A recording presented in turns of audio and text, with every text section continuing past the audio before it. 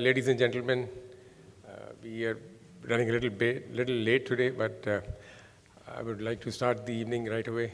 So I would request our office bearers of the IBPC to join me on the stage. And Honorable Minister Saab, please can you come along? We want to present you with the bouquet.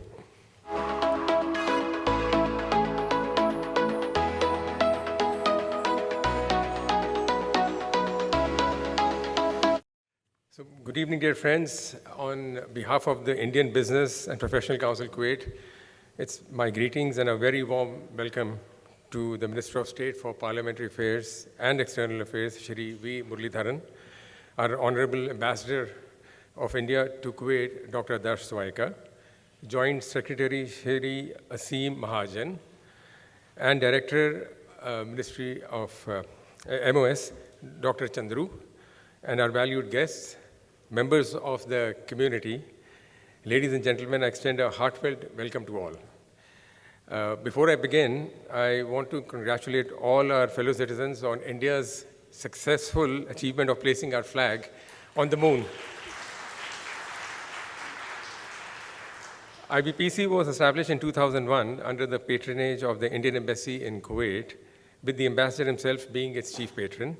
This was the brainchild of our community elders who recognized the need for such a platform, and I'm happy that some of them are present here today with us. Over the years, IBPC is committed in helping Indian businesses and professionals achieve greater growth in Kuwait and India, and this commitment is realized through our initiatives such as networking opportunities, events, exhibitions, and concerted efforts to promote community engagement. By offering a platform for identifying ideas and investment prospects, we aspire to be a catalyst for progress. While the past couple of years have presented us and our activities at IBPC with challenges due to the COVID pandemic, I'm pleased to say that we have moved beyond those testing times. On that note, I must comment on the outpouring from our community to render aid and the extraordinary support from the Indian Embassy, led by the former Ambassador, Mr. C.B. George, and his team was indeed very endearing. The generous contributions given by our Kuwaiti friends, our Indian community, and the initiative taken by the government of Kuwait to provide oxygen support was a testament to the compassion and solidarity between our two countries. For this, we are truly grateful. We witnessed many ordinary people show superb leadership qualities which otherwise would have remained dormant. It was truly a humble experience. IBPC's Kuwait is forever dedicated to playing a key role in enhancing business, trade, and investment between Kuwait and India. We recently collaborated closely with the Indian Embassy to host a conference of the India-Kuwait investment.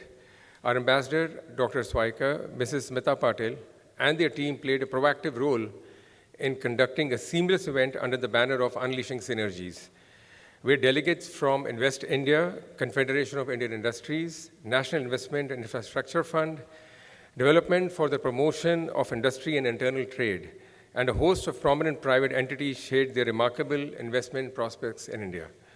Representing Kuwait, the event saw esteemed presence of the Managing Director of the Kuwait Investment Authority, Vice Chairman of the Kuwait Chamber of Commerce and Industry, the Under Secretary of the Minister of Commerce and Industry, and several other distinguished senior management from reputable investment agencies in Kuwait. The conference succeeded in creating awareness about potential investment opportunities for both India and Kuwait, but most importantly, it enabled Kuwaiti investors to understand the narrative of India's growth journey. IBPC also promotes cultural and social events to enhance connectivity with our community in Kuwait. Earlier this year, we organized a music concert by Ustad Amjad Ali Khan and his two sons, Ayan and Aman. Prior to that, IBPC office bearers, accompanied with 65 delegates, attended the Pravasi Bharti Divas 2023 in Indore, Madhya Pradesh. We had the privilege to interact and engage with our Honorable Minister Shri Muraleedharan along the sidelines of the PBD event. With the sizable number of our diaspora in Kuwait, our community does indeed face many challenges from time to time. On behalf of our community, and IBPC, I must say that the relentless efforts by our former ambassador and our current ambassador, Dr. Swaika, have really laid the foundation for utilizing all the resources at their disposal to assist members of our community who unfortunately face challenges. I assure you that IBPC remains committed to being at the forefront of nurturing India-Kuwait business and cultural relationships. Moreover, we are steadfast in our promise to provide community service wherever it's required. We are tirelessly working to make IBPC a dependable and friendly platform. And to give you a glimpse of the many activities we conduct, we have a short video presentation of IBPC endeavors to share with you this evening. Thank you, and Jai Hind. IBPC, Indian Business and Professional Council, Kuwait, 22 years of journey.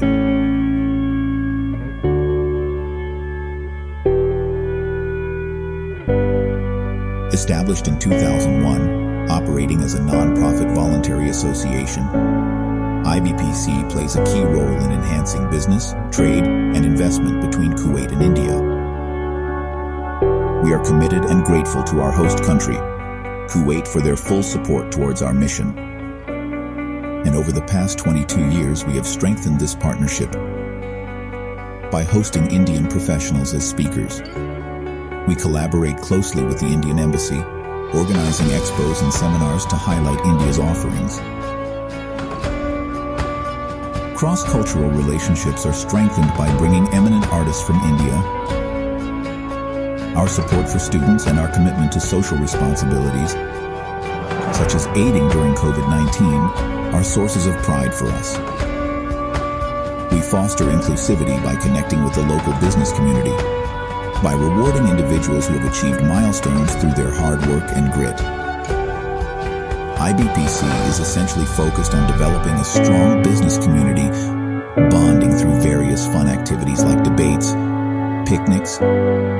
IBPC stands as a beacon of collaboration, fortifying ties between Kuwait and India across economics, culture, and humanitarian fronts.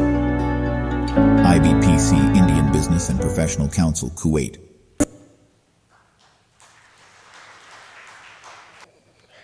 Thank you for watching that video. Honorable Minister Saab, can I request for you to speak a few words and share your thoughts with us, please? Thank you.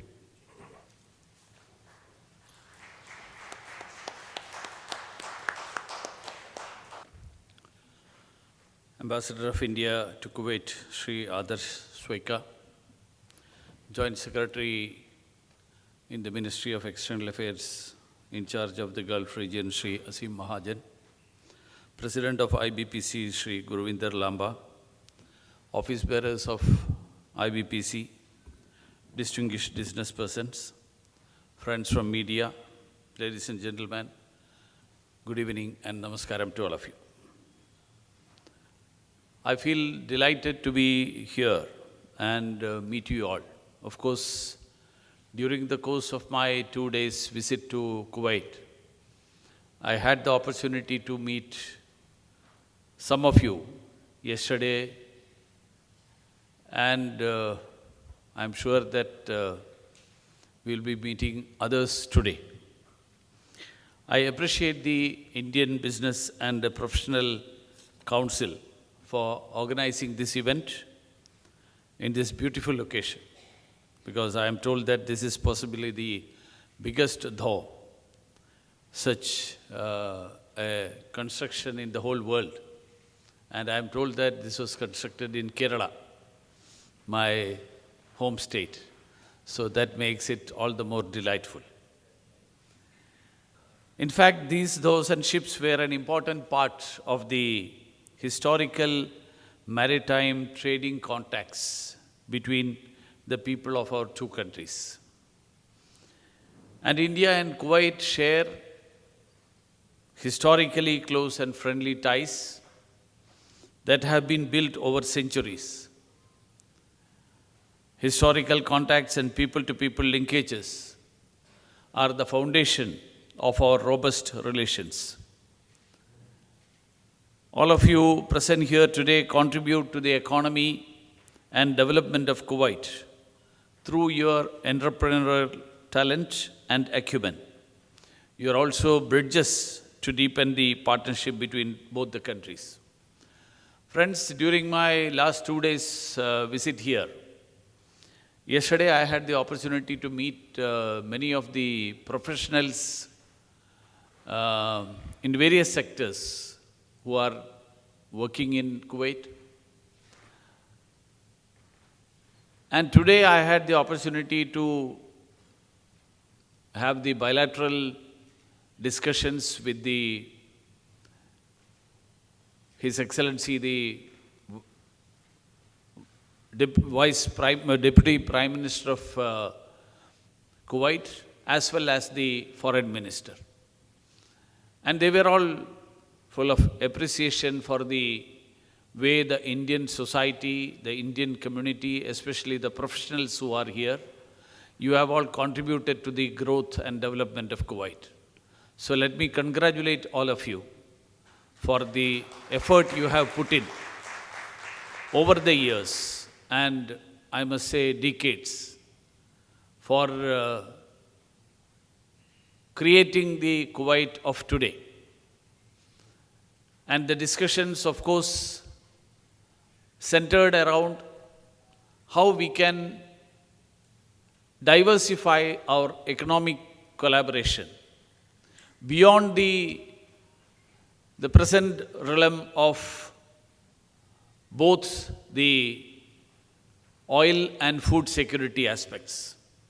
We have been collaborating on that. The oil and food has been, we take care of India, the Kuwait takes care of India's energy security, and in turn, we have been taking care of the food security of Kuwait.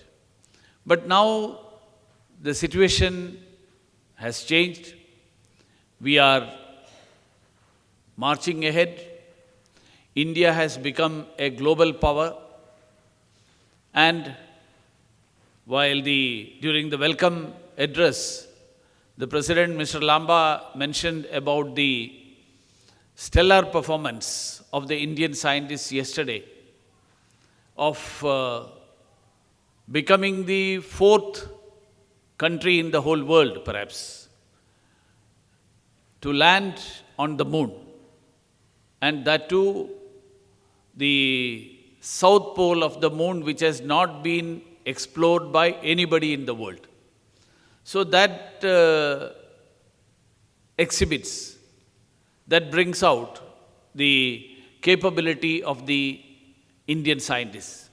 So now today also the leadership of Kuwait were all praises for the efforts and the accomplishments made by the Indian scientists.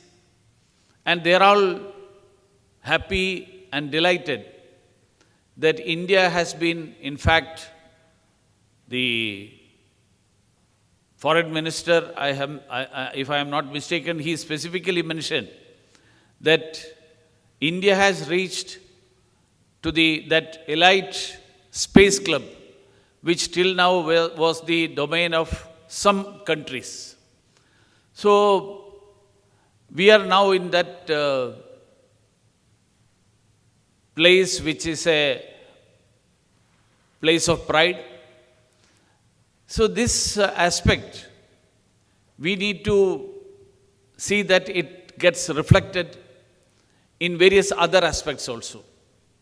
On the one hand, I would say that the Prime Minister, Shri Narendra Modi ji, during his last 2 addresses on the occasion of the Independence Day, last year he mentioned about the role of the Indian citizen in the development of India.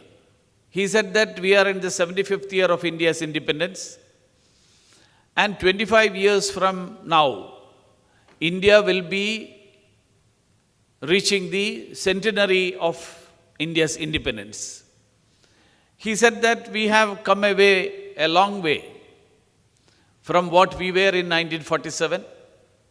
75 years, Indian scientists Indian entrepreneurs, businessmen, professionals, all have contributed to the growth of India, the progress of India. India is not what it was in 1947. India was considered to be a country which was going with a begging bowl for the food. But now we are a country that we are exporting food to the rest of the world. We are considered as the pharmacy of the world. And we exhibited that we proved that during the COVID times. We provided vaccines for more than 100 countries. We provided medicines for around 150 countries. And the world acknowledges, world accepts that India's credentials on all these aspects are beyond doubt. So we have gone ahead from what we were in 1947. But he said that this is not, having said all these things, he said that we have come away, we have progressed, but is this the India that our forefathers who laid down their lives for gaining the freedom of this country, they had in their dreams? He said that no. Perhaps this is not the India. They dreamt of an India which is far more progressed. We accept that we have progressed. We accept that we have come forward from what we were in 1947, but we have to go still further. And for that, he said that the government will make its efforts, but beyond the efforts of the government, or along with the efforts of the government, the contribution of the society, of the Indian citizen is of paramount importance. So he added one more word. He said that till now we were saying that we believe in the motto of Sabka Saath, Sabka Vikas, Sabka Vishwas, but I would now like to add Sabka Prayas also, and that Sabka Prayas will result in India achieving the status of a developed nation. So friends, that's where I would urge the contribution of businessmen and professionals, Indian business and professionals who are assembled here. And this year, during the Independence Day address, he again reiterated 2047, how it would be, what it would be. And yesterday he said, after the Chandrayaan landed on the southern pole of the moon, he said that ये क्षण जो है ये विकसित भारत का शंखनाद है. It sounds the conch sound of conch shell, which will proclaim the progress of India towards the developed status.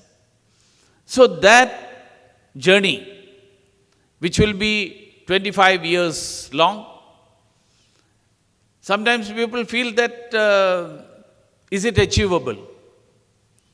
I would say, referring to the progress that were made by many of our partner countries, many of our friends like Singapore, Korea, Japan, or many other countries in the region, who have achieved this in a span of 8 years to 15 years.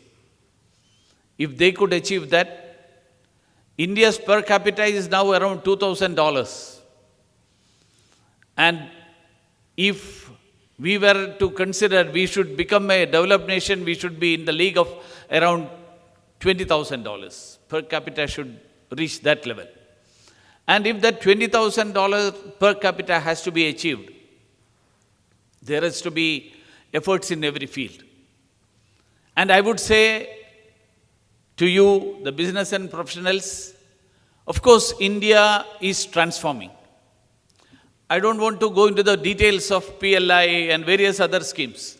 I would say that many things that were hindering the growth of India, many things that were detrimental to the progress of Indian business and industry, the government is trying to do away.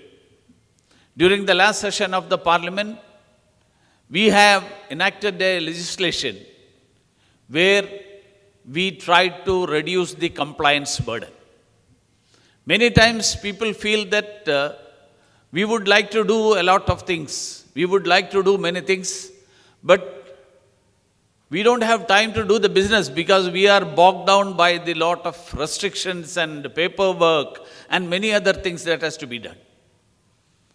Unnecessary compliances, which becomes a burden on the person who is in the field of industry, trade, business, that needs to be reduced.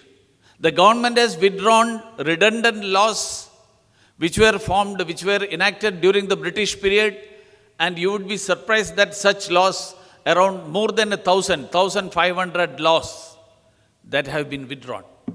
And during this session of the Parliament, which just now concluded, the monsoon session, we had a bill, we had a law which was called the Jan Vishwas Bill. And that bill is mainly addressed at doing away with, I can say, decriminalizing the minor offenses. Decriminalizing minor offenses means you are having an industry, you have a compound wall, and if the compound wall is not whitewashed, you can be put behind bars. Means I am giving an example. Like that, there are many such provisions which makes a person to be imprisoned. Because these were all enacted during the British period. Many of such laws are there even now. And now a new bill has been introduced in the Parliament. Of course, it has gone to the Standing Committee of restructuring the Indian Penal Code, Indian Criminal Law. So all these things are going to bring about a revolutionary change. The Prime Minister always says that the government should be there for the poor, for the common man who feels that I am in trouble, I am in a problem, there is nobody to support me. And government should come to the support of such people. But somebody who wants to do something, an industrialist, a professional, he wants to do something, he wants to perform something, he wants to start something, enterprise, government should not come in the way, restricting him. Government should facilitate. So this is the role that government should play. This is the vision that the Prime Minister has for the development of India, for achieving the goal of having India in the League of Nations which are considered as developed nations. So in this, the role of those who are, I can say, expatriates, those who are Indians at heart, Indians by birth, Indians by blood, but staying in different countries. He said that our relationship with them is not of a passport, but it is of blood. That's what he said about the Indian community, Indian diaspora abroad. He said that this relationship with the Indian diaspora is not a relationship of passport, but it is a relationship of blood. That relationship and that connection that each one of you maintains with India, I would like to urge all of you, you have a major role to play in seeing, in achieving that India reaches that position of a developed nation. Friends, during the last 9 years especially, I can tell you, the growth that we have achieved in the infrastructure aspect, be it roads, be it railways, be it highways, be it airports, be it waterways, is phenomenal. What we have achieved in 65 years, 67 years, India almost replicated in 9 years. The pace of development, the pace of infrastructure creation is unheard of. The quality of construction that is happening, the quality of work that is being done, that is of international standards. And that's where I would say that there is a role for you to play. I know that Kuwait Investment Authority is there. There are businessmen and other friends of yours within Kuwait. You yourself has the capability, many of you. You can consider definitely India to be a place where you can also contribute to the growth of India. Either through directly by your efforts or through your friends. Infrastructure is one. Educational facilities are getting improved. The number of medical colleges that India has now constructed during the last few years, during the last 9 years. Again, if you compare it with the first 60 years of India, 67 years, and the 9 years of the last 9 years, it's almost equal. Our aim is to see that we have world-class institutes, world-class educational institutes.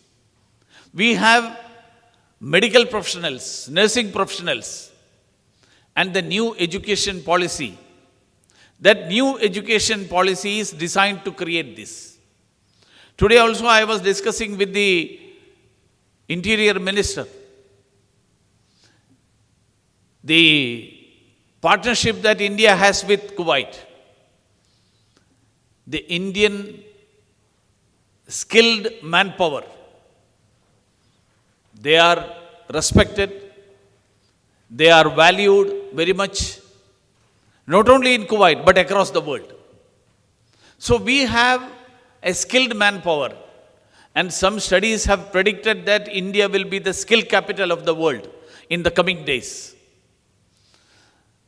So every aspect, be it technical manpower, be it in IT, be it in medical field, Indian doctors are here, not only in Kuwait, across the world. Anywhere we go, we find Indian doctors. Anywhere we go, we find Indian scientists, Indian technologists, technocrats. So this manpower, this skilled manpower have a role to play in every country of the world. That's why we earlier used to say that when educated Indians, after passing out from the educational institutions of India, they goes out, we used to say that it's a brain drain. So they have studied in India and they are going out. So it's a loss for the country. But I don't think that India now looks at it in that way. Our foreign minister, Shri Jaishankarji, used to say, he says that instead of saying that it is a brain drain, he wants to see it as a phenomenon where Indians have converted the whole world as their workplace, where Indians can go to any place and excel because Indians have that capability. Indians have that capacity. So they go wherever they want to go and they excel. But I would say, when they do that, at the same time, if we can have, or if we have India in our hearts, then we can think of how to become part of the journey of transformation that is happening in India. The next 25 years of India's transformative age, when from 75 to 100 India travels, from a developing nation to a developed nation India travels, we each one of you, of us, have a role to play, have something to contribute. And I'm sure that you have been already collaborating with the embassy. You've already been part of many of the seminars, discussions, plans that the embassy has already initiated. And I would like to urge you, along with the efforts of the Indian embassy, you will continue to play that role, but along with that, IBPC can play a role. Each one of you individually can play a role.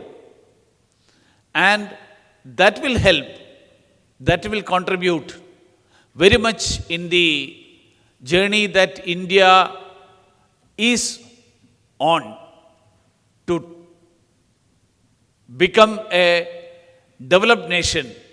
So I would like to take this opportunity to urge each one of you to be part of that developed journey, or that transformative journey, and contribute for that. With these words, let me conclude. Namaskaram to all of you.